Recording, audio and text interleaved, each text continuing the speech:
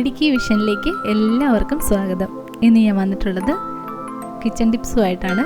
വളരെ എളുപ്പത്തിൽ നമുക്ക് നമ്മളുടെ കിച്ചണിൽ വളരെയധികം ഹെൽപ്ഫുൾ ആയിട്ടുള്ളൊരു കിച്ചൺ ടിപ്സുമായിട്ടാണ് ഇന്ന് വന്നിട്ടുള്ളത്. നമ്മളുടെ ദോശമാവ് വെച്ച് ചെയ്യാൻ പറ്റുന്നൊരു കിച്ചൺ ടിപ്സാണിത്. 3 ടിപ്സുകളുണ്ട് കേട്ടോ. അപ്പോൾ നിങ്ങൾക്ക് എല്ലാവർക്കും വീഡിയോ ഇഷ്ടമാകുമെന്ന് വിശ്വസിക്കുന്നു. അപ്പോൾ നമുക്ക് നമ്മളുടെ ടിപ്സിലേക്ക് പോവാം. ദോശ ഉണ്ടാക്കുന്ന മാവ് എല്ലാവർക്കും റെഡിയാക്കാനായിട്ട് അറിയാമല്ലോ. അത് നന്നായിട്ട് പുളിച്ചൊക്കെ പോവുകയാണെങ്കിൽ നമുക്ക് വളരെ യൂസ്ഫുൾ ആയിട്ടുള്ളൊരു ടിപ്സാണിത്. അപ്പോൾ നന്നായിട്ട് പുളിച്ച ദോശമാവ് വേണം ഇതിനായിട്ട് എടുക്കാനായിട്ട്. ഞാൻ ദോശ ഉണ്ടാക്കുന്നത് 3 ഗ്ലാസ് പച്ചരിയാണെങ്കിൽ 2 ഗ്ലാസ് ഉഴുന്ന് ചേർത്താണ് കേട്ടോ.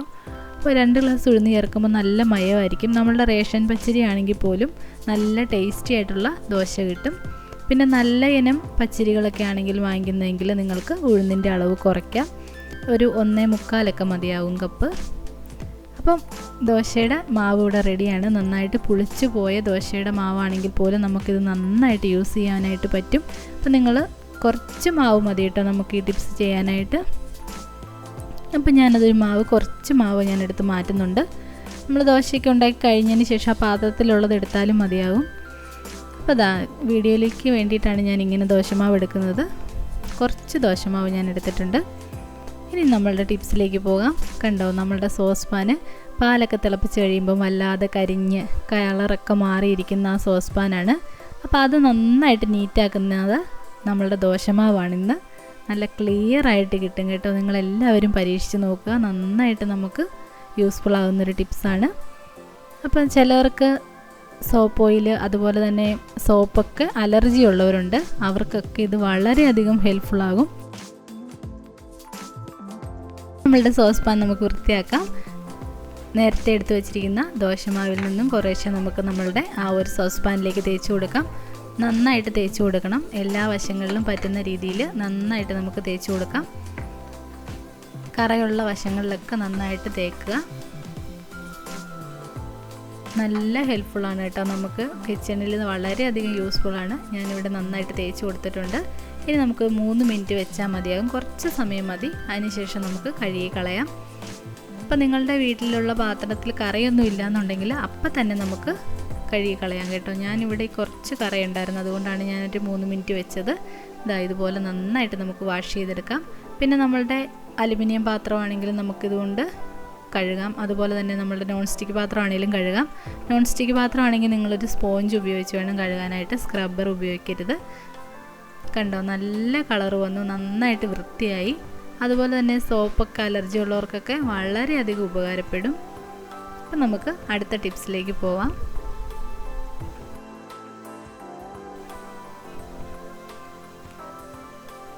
നമ്മളുടെ വാഷ് ബേസിന് നമുക്കിതുപോലെ തന്നെ വൃത്തിയാക്കി എടുക്കാം. കണ്ടോ, എൻ്റെ വാഷ് ബേസിനിൽ കുറച്ച് എണ്ണമയമൊക്കെ ഉണ്ട്. അപ്പോൾ ആ എണ്ണമയമൊക്കെ പോകുന്നത് നിങ്ങൾക്ക് കാണാനായിട്ട് പറ്റും. കണ്ടോ, ഇതുപോലെ ദോശമാവ് നന്നായിട്ട് തേച്ച് കൊടുക്കുക. നമ്മളുടെ വാഷ് ബേസിനകത്ത് നന്നായിട്ട് തേച്ച് കൊടുക്കുക. അപ്പോൾ ആ ഒരു എണ്ണമയവും അതുപോലെ തന്നെ ഒരു ബാഡ് സ്മെല്ലും ഒക്കെ പോകാനായിട്ട് നമ്മളുടെ ഈ ദോശമാവ് നന്നായിട്ട് സഹായിക്കും. അപ്പോൾ കണ്ടോ, ഈ എണ്ണമയം നന്നായിട്ട് പോകുന്ന കാണാൻ വേണ്ടിയിട്ടാണ് കേട്ടോ ഞാൻ ഈ വീഡിയോയും കൂടെ ഷൂട്ട് ചെയ്യാമെന്ന് വിചാരിച്ചത്. നിങ്ങൾക്ക് കാണാനായിട്ട് പറ്റും, നന്നായിട്ട് പോവും. അപ്പം ഇന്നത്തെ ടിപ്സ് ഇങ്ങനത്തെയൊക്കെയുള്ള കുഞ്ഞു ടിപ്സുകളാണ്. അപ്പോൾ വീഡിയോ എല്ലാവർക്കും ഇഷ്ടമായിട്ടുണ്ടാകുമെന്ന് വിശ്വസിക്കുന്നു. ഇഷ്ടമായിട്ടുണ്ടെങ്കിൽ എല്ലാവരും ഒന്ന് ഷെയർ ചെയ്ത് കൊടുക്കുക ഫ്രണ്ട്സിനൊക്കെ. നല്ല യൂസ്ഫുൾ ആയിട്ടുള്ളൊരു കാര്യമാണ്. അതുകൊണ്ടാണ് ഞാനിത് വീഡിയോ എടുക്കാമെന്ന് വിചാരിച്ചത്. നമുക്കിത് നന്നായിട്ട് കഴുകി കളയാം. നല്ല ക്ലീനായിട്ട് കിട്ടും നമ്മളുടെ വാഷ് ബേസിനൊക്കെ. കണ്ടോ, നല്ല ആ ഒരു എണ്ണയുടെ അംശമൊക്കെ പോയി നല്ല ക്ലിയർ ആയിട്ട് കിട്ടിയിട്ടുണ്ട്.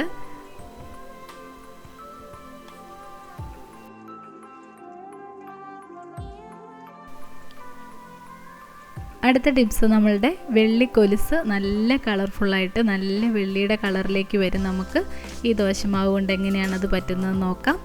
അപ്പോൾ എൻ്റെ ഒരു വെള്ളിക്കൊലുസാണ് കേട്ടോ. ഒരുപാട് വർഷം പഴക്കമുണ്ട്. ഒരു 10 വർഷത്തിന് മുകളിൽ പഴക്കമുള്ള ഒരു കുലുസാണിത്.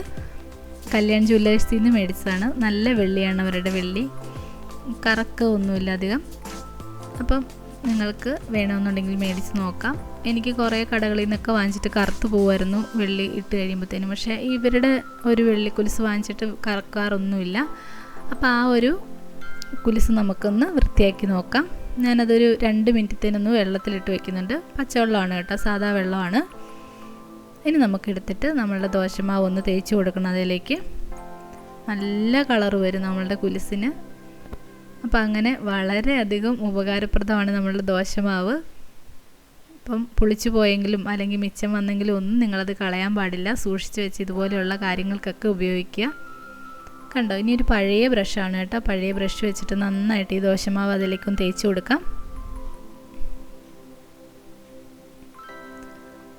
നമ്മൾ ഇതുപോലെ ഒരു ബ്രഷ് ഉപയോഗിക്കുമ്പോൾ അതിൻ്റെ എല്ലാ വശങ്ങളിലുള്ള ചെളികളൊക്കെ വേഗം പോകും. അതുകൊണ്ടാണ് ഞാനൊരു ബ്രഷ് ഉപയോഗിച്ചത്. ഇനി നന്നായിട്ട് അതുപോലെ ഇങ്ങനെ തേച്ച് കൊടുക്കാം.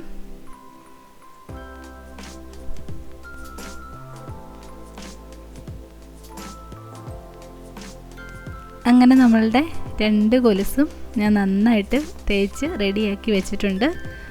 ഇനി ഒരു 5 മിനിറ്റ് കഴിഞ്ഞിട്ട് നമുക്ക് നന്നായിട്ടൊന്ന് വാഷ് ചെയ്തെടുക്കാം. അപ്പോൾ അതിനകത്തുള്ള ആ ഒരു കളറൊക്കെ മാറി നല്ല കളറിലേക്ക് വരും നമ്മളുടെ വീട്ടിലെ കൊലുസ്. നമുക്ക് വാഷ് ചെയ്യാം.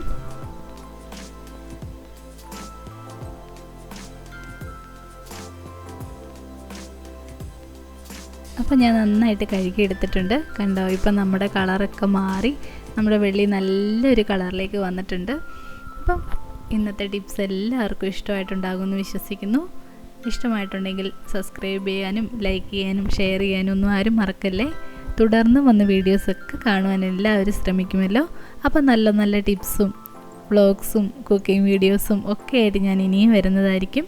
ഇതുവരെ സപ്പോർട്ട് ചെയ്ത എല്ലാവർക്കും ഒരുപാട് നന്ദി. തുടർന്നും എല്ലാവരുടെയും സഹകരണം പ്രതീക്ഷിച്ചുകൊണ്ട് ഇന്നത്തെ വീഡിയോ നിർത്തുവാണ്. Thanks for watching.